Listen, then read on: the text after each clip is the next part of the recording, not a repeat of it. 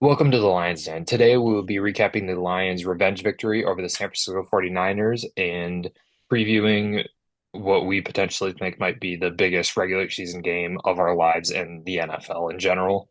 So let's get right into it. The Lions, like I said, they beat the 49ers 40 to 34 in Santa Clara on Monday night. It was a stressful game for sure. The 49ers were in control most of the first half. So, but the Lions ended up pulling it out. You got anything to say about that?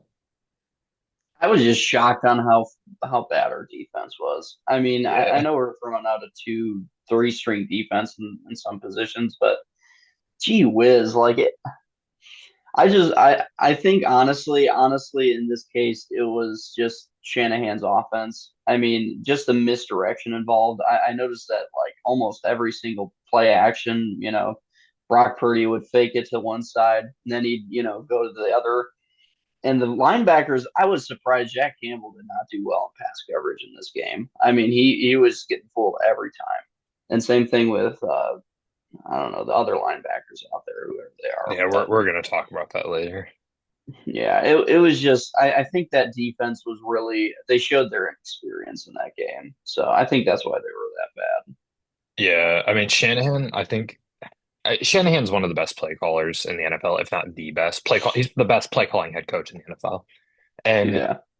like he did what so many coaches have failed to do, and I don't know why more don't do it, is to just pass against the Lions. Because a lot of the times, the Lions, especially with all these injuries, or over the second half of the season, they can stop the run, but they can't stop the pass, and teams will just keep continue to trying to be balanced and running it. And Shanahan, I mean, Isaac Guerendo, their starting running back, had like 30 yards. And Yeah. Brock Purdy, he had 377 yards. Pearsall and Kittle both had over 100 yards. He did what I feel like so many coaches could have done to be more competitive against the Lions, and that's just pass the ball and target, the rookie corner and Terry and Arnold and take advantage of the fact that Carlson Davis is out and that Brian Branch isn't playing his natural position, Hmm. stuff like that. So yeah, it was a like I said, a stressful game. Even though it didn't matter, I went into this Yeah. game. I knew the game didn't matter, but I didn't go into the game expecting like, oh, I'm not going to care about this. I knew I was going to care about this, especially who the opponent was and what the revenge side of it. Yeah. And honestly, I mean, our offense was pulling out the game, to be honest. I mean, I hate saying this, but I mean, this might be the way we need to win moving forward. I mean, like when your whole entire defensive like game is trying to get stopped based off turnovers, like that's a dangerous game to play. I mean, Kirby kind of bailed the day that defense out in that game. So I mean, hopefully moving forward that, once we get our pieces back, we can start recovering this defense. Yeah, yeah. And the good thing is that I think I would take the Lions over anyone except the Bills, maybe in a shootout. So I guess that's Yeah. a good thing is the Lions are very capable of winning in shootouts. They have, like I said, I think they have the second, maybe or first, maybe second best defense there with the Bill or offense with the Bills. So that's positive. All right, let's Yeah. switch over to some key individual performances. Jared Goff had a day once again, 26 for 34 with 303 yards, three touchdowns. There has been about eight times this season where I have said this might be Jared Goff's best game as a Yeah. Lion, not Yeah. even this season as a Lion. And this is, I think, four in a row where, I mean, he had that one bad throw to, it was Laporte on fourth down. He could have let him a little bit further back into the back of the end zone. Yeah. He I kind of saw threw it that one. into the receiver or threw it into the cornerback. But other than that, like he was almost perfect on the day. He was dealing like he has all season.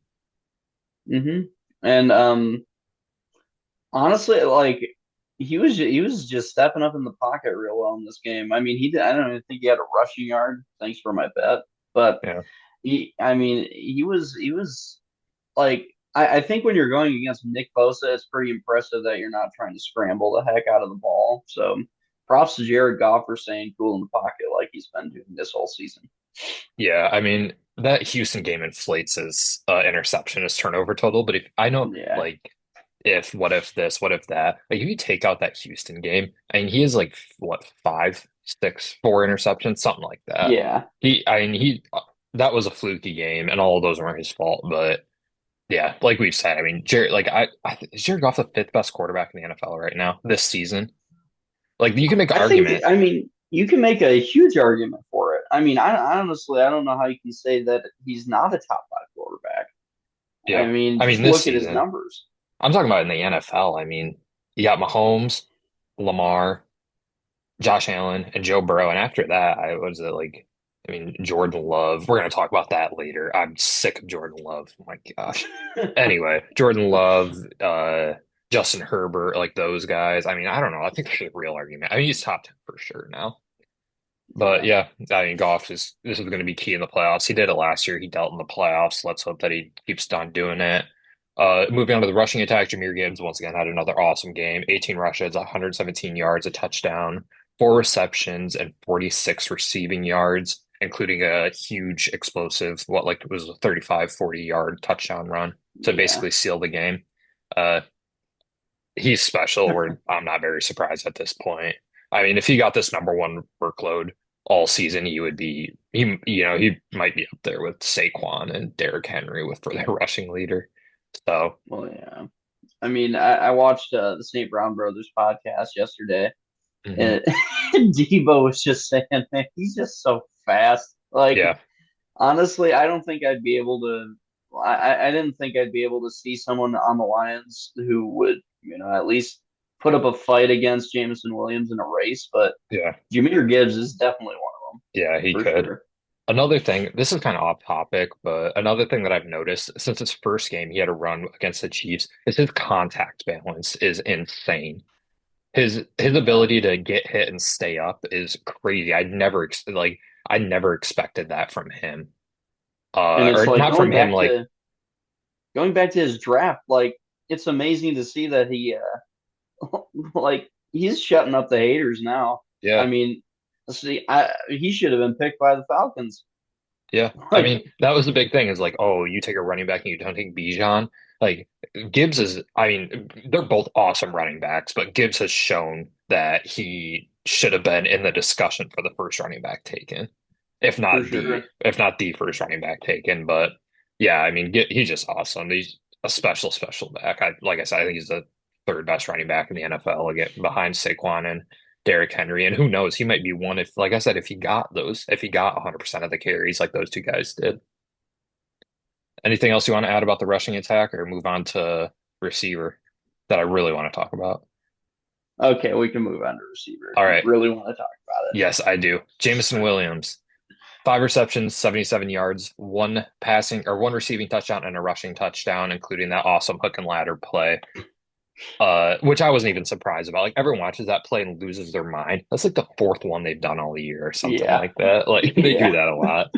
That just kind of shows you how spoiled we are about that. But anyway, I mean, he's 33 receiving yards away hmm from 1,000 yards. How far have we come? I mean, we were having discussions last year whether he could, like catch a ball, to be honest. Yeah. And yeah, I just he's just been awesome. And I saw Ben Johnson talking about how it's been about reeling him in and focusing on the little things with him, and like you like stuff you praise Amon-Ra St. Brown for about all that, like like the details of the game, how he is honed in on that, and I think that's a big part of his success. And I think Spencer Raxter from Woodward Sports, he kind of put it best when he said, like he was watching the post game interview by Scott Van Pelt with both Amon-Ra and Jameson up there, and he was saying it was like I just saw a kid grow up, like Yeah. he's all grown up now, and it's like it's true. Like a year ago, I mean, I remember that Tampa game, and I think that's like the first, that long, deep Hmm. ball in the end zone. Yeah. I think that's the first ball I saw him like that was an impressive catch, or that was, like that's a catch he should make in the future. And now I'm seeing he's catching it with his hands now. He's not just like, catching it into his body. He's got hands now, and we might see more 1,000 yard seasons to come now. I mean, I'm a lot more optimistic than I was last year. Yeah, he brings a part of this offense that the Lions just didn't have in the past in the deep the vertical stretching the field. But yeah, he's been awesome. He could be a wide receiver one on a lot of Hmm. teams. He's one of the best, if not the best wide receiver two in the NFL right now. And Yeah, yeah, I mean, he just succeeded. Like I remember, I was like, if he can get to 800 yards, I'd be ecstatic. And now I mean, he's likely going to get to 1,000. So just awesome to see. And hopefully, all the little stupid off-field things can be done, and yeah, we can just focus on the football from now on. for Another guy I sure. want to highlight, someone who I guess was kind of the second receiving option last year. Sam Laporta had 6 receptions for 64 yards and a touchdown. We're kind of seeing Laporta pick it up a little bit. He had a Hmm. slow start, and I don't know if he was really healthy at the beginning of the year. And like I True. said, Jameson took over that that receiving option number two role behind that Laporta did last year. But yeah, we're seeing him as a consistent red zone target again, and he's getting like 60, 50, 60, 70 yards a game. It's really cool to see. Hmm. Like I just remember at the beginning of the year, it's like I haven't heard of Laporta's, name be called at all. But Yeah. now I think they kind of started, they started off slow, especially those first two games, this offense. I think they were just trying to figure out Jameson's role in it, to be honest, because Hmm. you saw the first game against the Rams, and he was the leading receiver in that game. And now you can see that Sam has a lot more targets, and he's getting. I just kind of wonder how is this going to impact Tim Patrick's receptions? How is it going to impact possibly Khalif Raymond's receptions? I mean, honestly, it's probably just going to be these three guys, and if you need like one ghost receiver out there, it's probably gonna be Tim Patrick or Khalif Raymond. And Allen Robinson had a Yeah, reception it was a shutout. really good catch, good That was a toe good tap. catch. Yeah, Yeah. that was a good catch. Yeah. I mean, it's a good problem to have too many receivers. I mean, Tim Yeah, Patrick is a guy in a 1 year contract. I don't know. He's there to be there, but if he catches zero balls and because JMO, Amon-Ra, and Laporta have all the receptions, then you're not really worried about it. But yeah, it's a big like physical receiver to have. But for yeah, I sure. mean, I mean, hopefully Laporta, we can see this production continue from Laporta because the offense has been really good, really, really good these last few games. Better than it yeah. has, better than maybe any other stretch in the season. And a lot of that, I mean, not a lot, but some of that can be put on Laporta being back, I guess. Well, yeah, and remember going into this season, we were looking for a wide receiver three coming into the draft, but Hmm. you know, I think Laporte has cemented himself as the third receiver on this team. Not to mention the fact that Gibbs is getting a lot of Yeah. just check down Hmm. receptions. So I think it's just a well-oiled machine now. Yep. All right. Moving on to the defense. We got to talk about him. Super Bowl Kirby Joseph. Dang right. 2 interceptions is the league leader with 9 interceptions now. Two ahead of Xavier McKinney. If that matters to some people, it matters to me. And Dang right. yeah, he had a 76 PFF grade, 6 tackles, and like I said, those 2 interceptions. The first one kind of just pretty airmailed it, and Kirby was Yeah. there. The second one was a hell of a read. He stepped, I think it Dang was right in right. front of Kittle or Pearsall or one of those guys, and I think it was Pearsall, and just picked it Yeah, it was off. Pearsall. And yeah, that was just a ball hawking interception. Uh, yeah, Kirby is awesome. We'll get to a not so fun topic about him here in a couple minutes, but how awesome has he been this year? He's going to be a first team All Pro, I think. I And I mean, saw he's third in odds, and he's behind Sertan and TJ Watt for Defensive Player of the Year, which is just absolutely unreal for a guy it is who unreal. struggled last year. I don't know what I mean. Wasn't he like fourth or fifth or third? He was Wasn't he a third third. round pick? Yeah, No, he's no, a yeah, third yeah, he round was a pick. third round pick. He was picked in like the 90s, I think. Yeah, yeah, something like that. But Yeah. it's just I don't think going into this year or going into last year the like top thing for Kirby would be his head. I mean, his IQ has just been turned up by like 1,000. Yeah. Like he is now, I think, cementing himself as one of the best safeties in the NFL. Yeah. I mean, he is the number one graded PFF or graded safety by PFF this year, and he leads the league in interceptions. He's been awesome. Right. Yeah, like I said, it's the same thing with the Jameson Williams. Like it's not that with Jameson Williams, I feel like it was more bad. Like Kirby was still a decent starter. With JMO is like, is this guy even going to be able to be a starter in the NFL? But yeah, Kirby is just he struggled last year, but the ball hawking, like the interceptions were always there.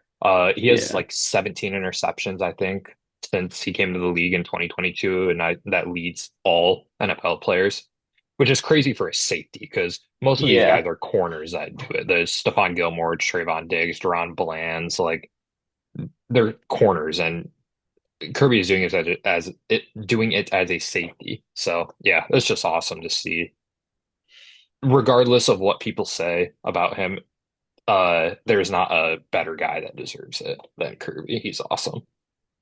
Yeah. He's a Pro Bowler. Yep. All It's right. dumb. So there we are moving on. Maybe the biggest snub I have ever seen in the Pro Bowl. Kirby Joseph was not a Pro Bowler. Um, this it's just inexcusable. Like I said, he was the number one graded safety and leads the league in Yeah. interceptions by two. It's just absolutely ridiculous, and I'm so sick of this narrative about him being dirty. After that TJ Hawkinson hit, TJ Hawkinson said it wasn't dirty. Harrison Smith was like arguing with Vikings fans on Twitter saying it wasn't dirty. And it's all, you know what, Stafford, I love you, but this is all your fault. This is all his fault because he went on and was blaming Kirby and calling him a dirty player. He was never fined for those hits. If it was so bad, the NFL will fine for anything, right? They will fine for Yeah. literally anything. He did not get fined. I'm just so sick of this narrative because he's not a dirty player. Like, was he a bad tackler last year? Yes. He struggled with tackling, and you saw that about with him how he like made those tackles, but there's a difference between being a dirty player and that. I'm just so sick of this Kirby narrative because I mean us Lions fans know him. Like he's like just watch the way he interacts with people with the media. Like I don't know. I'm getting pissed off. I gotta stop talking about this. You can go ahead. Oh, it's like they portray. I think like whenever there's like something that a Detroit player does that's like kind of on that line. Because look, you got to admit it's kind of on the line of dirty or not dirty. It's not like it's completely not dirty, but like it's not dirty though. Like you know what I mean? It's up to the line, but it's not there. Like I mean, when you're going at the guy's kneecaps, look, if you're on defense, you're trying to go low on a guy, especially when they're a lot bigger than Yeah, you. because if you Like, go high, you get fined. yeah, I mean, what was it, Higby last year in It the was Higby in playoffs? the playoffs. I mean, It's another thing like, is those like it's just the way that like your leg plants. Like I don't like you don't see this with other like every other player, every other safety DB, undersized DB in the NFL tackles low, and it just happened to happen twice with Kirby, yeah, and it's just a dumb narrative. All right, I'm done talking about it. Kirby, he's going to be first team All Pro though. I know if he doesn't, I'll riot again. So. All right. Another DB, Amik Robertson, at 82.1 PFF grade, two yeah, tackles and a pass breakup, a great one, where it was on Jawan Jennings on third down. He wasn't turned around, but he saw hmm Jennings' hands go out and he just put his up and deflected it. Amik, maybe he was meant to be an outside corner this whole time. This is his second game at outside corner, and he's This was a had good two, game. and maybe his two best games of the year back to back. Yeah, I mean, when you keep on putting up PBUs every game, this is you're gonna get praises. So I just hope they keep him there. I really hope they keep him there. What like, do you know what his contract is? He has one more year, I mean, I so would keep him at outside to this point. yeah. He's had two really great games out there. I mean, what? So he's going to be on Jettas, ain't he? Other than, I mean, he might split it with Terrion, but I don't know. They don't really follow guys, I guess. Like they don't some teams have like I think Sertan follows the number one receiver across the field.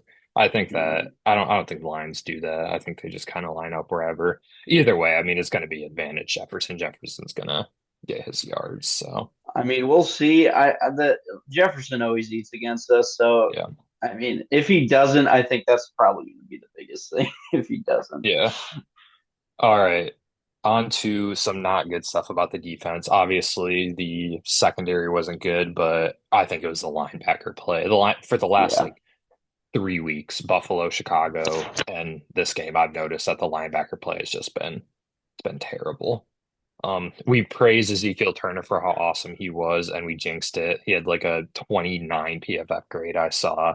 Ben Neiman was really bad, like always. hmm. Can we have a conversation about Ben Neiman? Have you ever seen him make a good play ever? Like I get he's a special teams ace and they don't want to and they cut David Long and Quan Alexander and this stuff, but like I don't know. I think he had a few good plays in the preseason, but that's Yeah. about it. I mean, yeah. Um, who else? Jalen Reeves-Maybin did not have a good game in his return. Trevor Nowaski didn't have a good game. Everyone except I think Jack Campbell had a decent game. You mentioned a couple in pass coverage, but he basically shut down Campbell the run Campbell's game. Campbell always locks down in the box, so I Yeah. mean, yeah, Yeah. It was bad. It was really bad. And you see these great coaches. I mean, the Niners and the Bills both did attack the linebackers with each over the middle passes. You didn't see the Bears do it because they're not smart and not a good football team, but that's a conversation for another time. yeah. Yeah. We'll talk about Alex Anzalone might make his return. That is honestly like the key to this next That's game for me because huge, yeah, huge because return. yeah, because I mean the Vikings have Hawkinson back. They didn't have him last year or last game, so we played. So yeah, hopefully the linebacker play can improve. Yeah. All right. Got anything else to add about this game? I just think it just showed, like, at least on the defensive side, it just showed the defense's inexperience. I mean, I think our defense will be better against this Vikings offense. I just think it's one thing to play against the Vikings on offense. You're gonna also play, if you play the Niners on offense, it's different. So that's what I Yeah. got to say about All right. Moving on to like playoff scenarios, I guess that's what we'll call it. it. The Vikings beat the Packers. The Packers absolutely shit the bed. Uh, I'm not sure if you watched that game. Toyotathon Jordan Love is dead. My Yeah. God, he was terrible in this game. He had like 50 yards at half. He was terrible. He's not elite. He's not Yeah, elite. I agree. I think that people have grounded regarding him. Good because look, I know the whole character arc of every Green Bay quarterback. You sit for 4 years and you kind of, dry out and then you kind of revamp your career. But look, I don't think he's Aaron Rodgers here. And I think too many Green Bay Packer fans are all like, he's Aaron Rodgers. No, he ain't. No, He's he a ain't. good He's Jordan quarterback, Love. but yeah. He has a long way to Like, get to that Brett Favre, Aaron Rodgers tier that I think a lot of people wanted to put him in. And not just Packers fans, like national media, because it's a good headline, I guess. yeah. Yeah, he was not good in this game. The Vikings basically they dominated. The Packers kind of came back at the end of the half or the end of the game, but they I had mean, to that's what recover an the onside Vikings kick to playing win. prevent. Yeah. Yeah. Dumb. All right. So like it has been previously, the Lions are locked into the 5 seed or the 1 seed, which is kind of crazy for being 14-2. So let's say the Lions lose on Sunday night. If the Rams win, they would play the Bucks or the Falcons. So if the Bucks win, they are in. If the Bucks win and the Rams lose, we would play the Bucks. If the Falcons win and the Bucks lost, then we would play the Falcons. And if the Rams lost and the Bucks win, we would play the Rams. So it's basically between the Rams or the Bucks. The Bucks play New Orleans, so they're not. I would be highly surprised if they lost. Yeah. But so it's between the Bucks and the Rams, two teams that we don't want to play. We talked about this last podcast. Who would you rather play out of the two? I'd rather play the Rams, to be honest. Oh, Okay. wait. You know what? Honestly, I'd rather play the Bucks. Yeah, I'm me gonna say too. the Bucks I because don't. you know what? Our defense is decimated. I don't think like you got Puka Nakua and Cooper Cup to worry about, and you have Kyron Williams. I mean, their offense is pretty. Their offense is top 10. I mean, with Baker and with Mike Evans, they don't have Chris Godwin, so if we can just lock down Mike Evans, we'll be fine. So that's how I Yeah. see the Bucks offense at least. But I would I, just gauge it off of offense because I know our offense could beat the frick out of either one of those two teams. yeah, I would. I don't know. The Bucks defense is good though, but you're right. They're good. The Rams offense has a different gear than what the Bucks do. I'm with you. I'd rather play the Bucks just because, like I said, you know I don't want to play Stafford, Nakua, and Cup and Kyron Williams and all of them. So yeah, it comes out I'd rather face Baker Mayfield than Matthew Stafford in the playoffs. So True. it's a pretty easy decision for me. Hopefully, if the Lions lose, somehow the Falcons sneak in, that would be awesome. And that would be Hmm. also hilarious. The a 14-3 Lions team facing what would it be like a 9-8 uh Falcons team or going into Atlanta. A 9-8 Yeah. team hosting a 14-2 team in the or 14-3 team in the playoffs. I mean, if I could play either one of these teams, I'd rather play the Falcons. Well, But yeah, but I don't think we it's don't gonna have that. happen. Yeah. Well, So. hopefully it won't even be a discussion because the Lions will win on Sunday night. I'm not sure Hmm. if anyone heard the Lions play for the 1 seed against the Vikings on Sunday night for the division. Game 272. You knew that as soon as the Vikings won, you knew this was going to be the Sunday night game. Hmm. Uh, I mean, like I said, this is the biggest regular season game I think I have ever like The seen in the highest stakes. NFL. Yeah, for Yes, sure. I've never seen a game like this. I came across a tweet and it was, let's see if I can find it. Here it is. Field Yates from ESPN tweeted that this game will be the first final week matchup that will determine a conference's number one seed since the Cowboys and Giants played in the final week of the 1993 season, which was Troy Aikman versus Phil Simms. So Man. yeah, both guys who have been announcers for what 20 years now. So Yeah. 15, 20 years. Yeah, this is just an unbelievably huge And game. it's not like those guys had 14 wins. I mean, like both of Yeah, these teams have 14 wins. That's insane. yeah. Like A 14-3 team is going to be a wild card. I I I I hate that the Vikings are like put in this position because it's like, Yeah, look, if there's anyone on this NFC North, I mean, it should be the Packers. If there's anyone in the NFC North who should be like this, not the freaking no, Vikings. I I mean, disagree with you. I was like that last week, but watching this game, the Packers don't deserve crap. They lost to the Eagles, the Vikings twice, and us twice. Like, win a big game. I'm out maybe on the so. Packers. But like, I think honestly, I think it's a true testament to Sam Darnold. I think it's one of the Yeah, best stories of the year. So, I mean, the Vikings fans have plenty to owe to Sam Darnold right now. I yeah. mean, it's one of the biggest conversations that's going to go on in the offseason for sure. I think they should keep him. I know this is a little off topic, but Well, I heard someone, I forgot who it was, but someone said they should franchise tag him. And honestly, I don't disagree with that. I think that's a pretty decent option. Keep him around for one more year because it's Sam Darnold. This is like the first year that he's actually done well. And maybe it's kind of one of those things where he just does well in O'Connell's system. So he's going to, I yeah. don't think they should be so hasty on keeping him instead of JJ. I mean, I Well, I think mean, that's well, where he can run into some here's the trouble. thing: like Darnold is a legit MVP candidate this year. Yeah. And like, what are you hoping JJ is? Like, you keep JJ and you hope that he's that. Here's the Well, thing. JJ's Could you younger. I imagine? mean, Yes, but could you imagine if they traded or if they if they tag and traded Darnold and play JJ and JJ is just like the like a Derek Carr type quarterback. That whole well, coaching staff and regime and front office might be gone. I mean, you don't have to you don't have to play him, but at least like give Darnold like more of an opportunity to prove Yeah, himself. yeah, And like, look, if you say that, oh, Darnold didn't work out, and you have this rookie quarterback, you can try him out. If he doesn't work out, I mean, that's kind of your own fault. yeah, So, yeah. All right, reeling back into the game.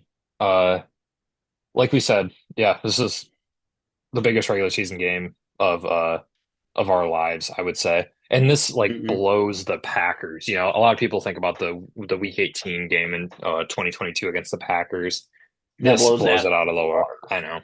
Even though that was like a franchise turning game, a turning point, this game is so much more important. But Yeah. you know, I this is kind of a personal confession. I'm not even that nervous. And it's not that like I'm so confident the Lions are going to win. Like I don't think it's going to be a blowout, but it's just that the Lions have just had so many huge games these last few years that this is just another one. Like I remember being so nervous for that Packers game in 2022.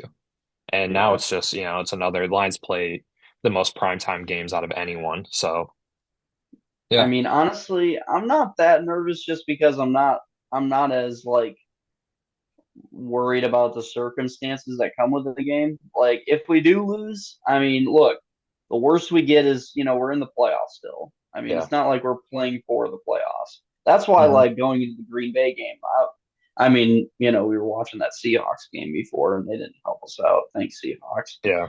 But No, they didn't. honestly, like if we do end up not getting the one seed, I'll just be like, okay, we got to go on the road where we won. We haven't lost yet, so Yeah. bring it on. I mean, and we're Yeah. going to be going against, either two of those teams that we've seen before, and we can still beat. So Hmm. yeah, I mean, I just kind of want it for the Lions. I think they deserve this after this season. I Yeah. think they deserve this one seed.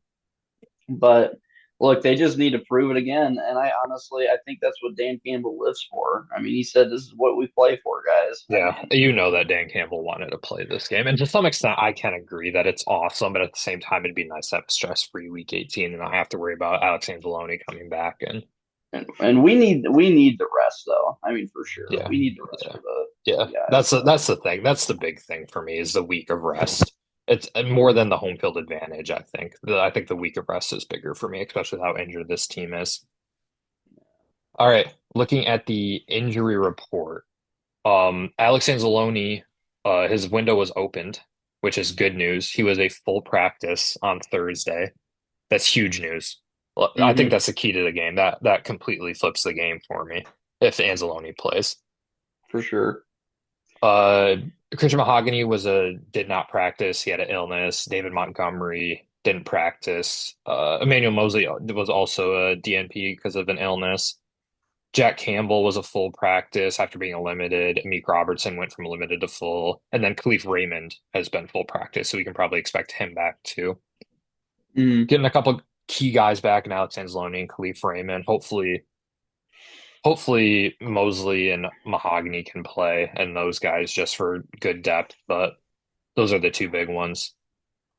Yeah, I Yeah, mean, I don't know if there's much more to add about what Anzalone brings back to this team. for sure. I mean, Hawkinson's going to be back in this game, so we need someone Yeah, to cover him because I mean, not that Jack sucks completely, but pass defense is not his strong suit. So yeah. hopefully Anzalone can be full in this game. Yeah, looking over at the Vikings side, Aaron Jones was a limited practice on Thursday due to a quad. If he would just sit out, that would be just huge. That would be huge. Yeah. Because then Cam Akers would be the starting running back. Harrison Smith was a full practice after being a limited, and I guess CJ Ham was a full practice. Other than that, nothing really big brewing for the Vikings and the injury department. All right, you want Lucky. to move on to the yeah, well, yeah. You want to move on to like the keys of the game? Oh yeah. Oh, you kick it off. This key to I mean, we've been talking about him. Thor coming back is going to be huge. I think that's the big, Yeah. huge key of the game. Yep. If you can lock down that box and like, I've seen these Minnesota games these past few weeks, and Cam Akers, he's been splitting in some carries with Aaron Jones, and he's been doing pretty well. So even if Aaron Jones is kind of limited in this game, if we can have those two guys in the box being able to just to lock it down between the tackles, Yeah. we can be good on the run game. And then, I mean, not that they can't get along on in the pass game, it but being one dimensional as an offense makes you really easy to beat. So hopefully they can do that this week. Yep. I mean, it would be nice to say lock down Justin Jefferson and Jordan Addison, but that's just not going to That happen. yeah, it's not gonna happen. So taking away the other players, that's what they did last time, and it worked. You Mm-hmm. heard someone was talking about that on the team. I can't remember who, but someone, I think it was Amik Robertson, maybe, who was talking about locking down those, about how those two are going to eat, but you have to stop the other parts of their offense, which I thought the line's pretty decent. Aaron Jones had a really good game, actually, now that I think about it. But that's my key to the game is, or one of my keys is just stopping the run. Sell Yeah. out to stop the run because, like you said, you want to make this offense one dimensional. Mm-hmm. And as awesome as a year as Sam Darnold has played, like this isn't, how do I put this? Like this is the biggest game by far of his career. Like Goff has Yeah. had games of this caliber. He played in a freaking Super Bowl. He played in two NFC championships, multiple playoff games. This is the Yeah. biggest. Darnold has never played in a game this big before for anything. So yeah, I mean, I'm fine. This it's not a choice that we have anyway, but force Darnold to throw. I'd rather have him throw to them. Mm-hmm. Another one is pressure him. This kind of goes hand in hand with them, but the pressure hasn't been good these last few weeks. Hopefully it picks up. I don't think the Vikings interior offensive line isn't good. Unfortunately, we don't have a Lee McNeil, but maybe Levi can make an impact. One of those guys kicks Darius inside, And maybe. we've seen Iffy go. You know, we've seen Iffy kind of Yeah, pressure off the side. So did Branch. I mean, Branch got a sack last time, so maybe that secondary can push it a little bit. Hopefully, yeah. Another one I have is to keep. I want to avoid a shootout. I yeah, think that a mid-scoring game goes in the Lions' favor, just because I feel like their offense can consistently move the ball more than the Vikings yeah. can. But what I'm scared of is the huge plays that Darnold can make to Jefferson and Addison. So yeah, you got anything else about that? I think we locked it down pretty good. Let's go to non-score predictions. All right, I actually have one more to add. Another one is to just set the Okay. tone in this freaking game.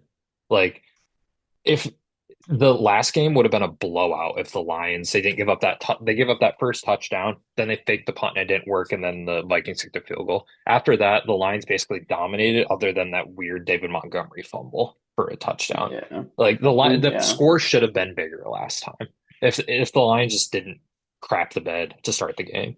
But yeah, I mean this Vikings team is probably better than they were at the beginning of the year, so it's not always a good comparison to draw, but yeah, I just think they have to control the pace of the game. And I mean, the Stan Campbell football, but And I think this Lions team is prepared to do that for sure. yeah, I mean, yeah, they are not a team that turns over the ball very willy nilly. no, So no, thank God we have a quarterback who knows what he's doing. yeah. All right, what's your non-score prediction? My non-score prediction. I don't want to go for like a Minnesota one, but I'll just go for one. Jay Jettis is going to get over 100 yards. I Dude, mean, that was mine. really? Yeah, this is like the third time you stole mine This this is year. I'm stealing all your stuff. Yeah, Um, okay, maybe I'll make another one. no, you can do it. I have Um, another one too. maybe I think another one could be Amon Ra gets over 100 yards in this game. Okay. I can see a big Amon Ra game in this game just because I think they'll have their eye on JMO a little bit more now. That's going to open up some alleys for Hmm. Amon Ra. All right. I'm gonna do a Jahmyr Gibbs one. I think he's gonna have. I'll go over 150 rushing yards. I don't think that's a lot. I know, but Jeez. or should I do all purpose? He had 120 last week. That's the thing. Yeah, I'll go all like purpose. I'll go 175. 175 rushing plus receiving. I'll do that. Dang. That's a I know it's a lot, but I just feel like he had that huge run to take believe it was to take the lead or tie the game or whatever last Yeah. last time they played. He's just different. I don't know. I think that the Vikings are going to be so focused on stopping Jared Goff. Here, I'll pull up some more stats actually, because this was pretty, I mean, not surprising because Brian Flores has not been able to stop the Lions offense and Ben Johnson. But in the last three games versus the Vikings, against the Brian Flores Vikings defense, Goff has 75 for 97, 857 passing yards, which is around 300 a game, 275 a game, five passing touchdowns and a rushing touchdown, no interceptions, and 120 passer rating.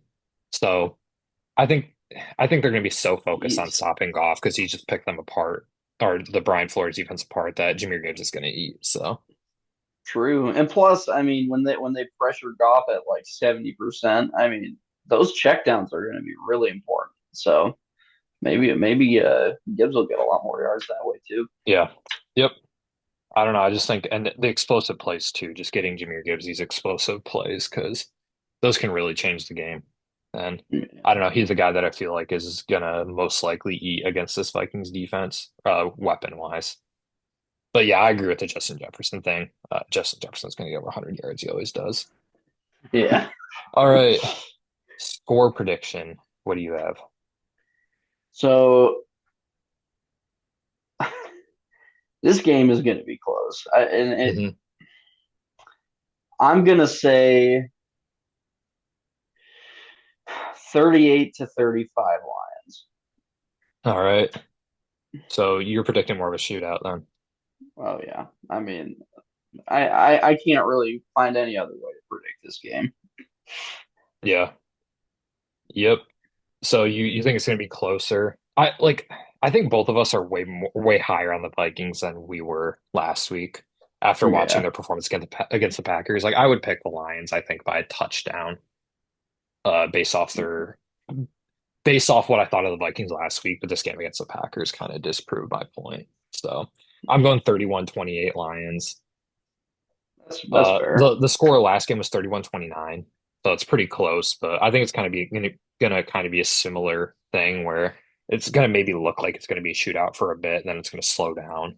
The Lions Yeah. honestly have a lot of those games where it's like a super high scoring in the first half, and then in the second half, it like I said, it slows down. But yeah, I mean, I think the Lions have the slight advantage, but this game could go either way. I hate saying it, but overall, I do trust the Lions coaching staff more, and I think they're more talented. Like I'd rather have Jared Goff and Sam Darnold in a big game. So Yeah. Man. no Kirby Joseph predictions. Kirby Joseph interception maybe. I mean, he always seems to get one again against the Vikings. So I Yeah, mean, he might.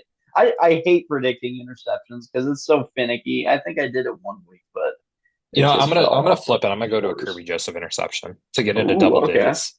Yep, I Frisky think he's here. gonna get it. He's sick of hearing all the Vikings fan ridicule him all the time. So yeah, Kirby Joseph interception, maybe the game-winning interception. That would send Vikings fans in a spiral, but that would be really hilarious.